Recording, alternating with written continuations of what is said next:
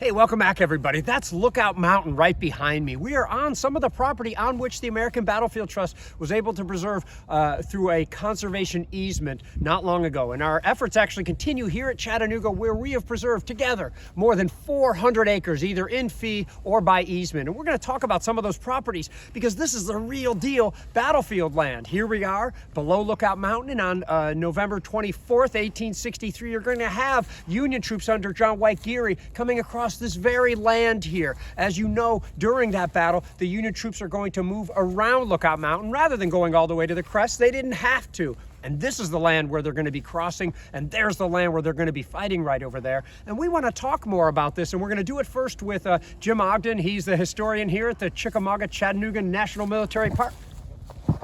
Thank you, Gary. And as Gary said, we are on part of the Lookout Mountain battlefield. This particular piece of property is the not-for-profit Botanical Reserve, Reflection Riding, Arboretum, and Nature Center. This not-for-profit, with whom now the trust has an easement, protects a 300-acre portion of the battlefield, which includes access, and they are open on a scheduled basis, so this is a place you can visit, but it includes access to the point at which Gary's troops crossed Lookout Creek, Lights Mill, something that it really isn't accessible from any other point except through reflection riding.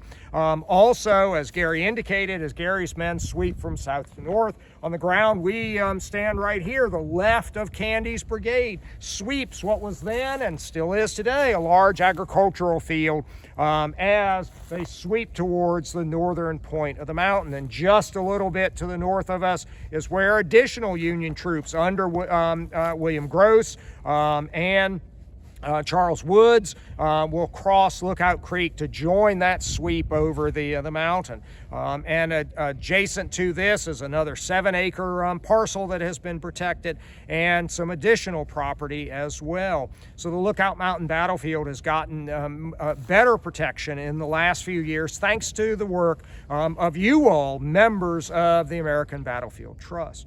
The Trust has also worked on the Missionary Ridge battlefield in the area of the Confederate right flank near Tunnel Hill, the point where the East Tennessee and Georgia Railroad passed through Missionary Ridge in a 980-foot long tunnel. Several parcels totaling more than 70 acres have been protected, including part of Billy Goat Hill occupied by Sherman's men on November the 24th, and some acreage on the slopes of Tunnel Hill where Sherman's men attack Claiborne's troops on the top of Tunnel Hill on November the 25th. These properties, particularly as the access is provided to them, will allow for a better appreciation of the difficulty of the fighting there on Missionary Ridge. This is, again, work that you all have helped facilitate, and in the case of the Missionary Ridge property, the Trust for Public Land was also involved in those acquisition efforts as well. Good. Before the battles of Missionary Ridge, Lookout Mountain and Missionary Ridge, of course, the Union Army, trapped in Chattanooga, had to open their supply line, what they referred to as the cracker line because of the hardtack crackers. A couple of the sites we've preserved about 2 miles from here at the base of Lookout Mountain are associated with that event. One would be the preservation of roughly 15 acres at Brown's Ferry. Brown's Ferry is where the Hazen's men from the Union Army of the Cumberland will land on the night of October in the middle of the morning of October 27th and make an amphibious landing to open the cracker line. Later, Hooker's troops will march in. They've come from Virginia. They march from Bridgeport. They will go in to camp around another site we have preserved, Brown's Tavern. It was built by Cherokee, associated with a nearby ferry. Hooker's men will go in to camp around the tavern, and from there it will essentially be Hooker's command post as he sends reinforcements to the Battle of Walhatchee, fought a day or so after the landing at Brown's Ferry.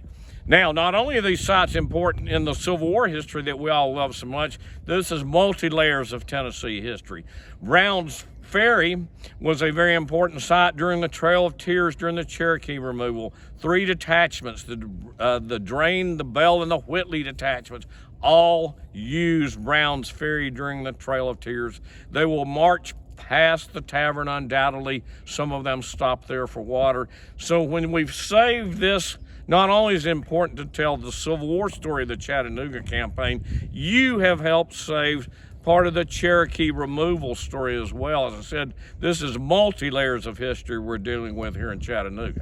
Good, thanks. I'm going to hand you the camera, Dr. Hodges here. That was Dr. Anthony Hodges of the Tennessee Civil War Preservation Association. So thank you so much to you both. And I just want to say that, you know, this is what we can do at one place. Chattanooga is one place, and it is like a puzzle, piecing things together. And this is one of the going on 150 different battlefield places we've been able to preserve together in 25 different states. We're just about there right about now. So I can't thank you enough. I can't thank our local partners like the Tennessee Civil War Preservation Association, the Georgia Battlefields Association, of course the Battle of Franklin Trust, the Central Virginia Battlefields Trust, the National Park Partners, and so many others with whom we work to get all of this done. I can't thank you enough. We hope you enjoyed seeing a little bit of what we've been able to do together.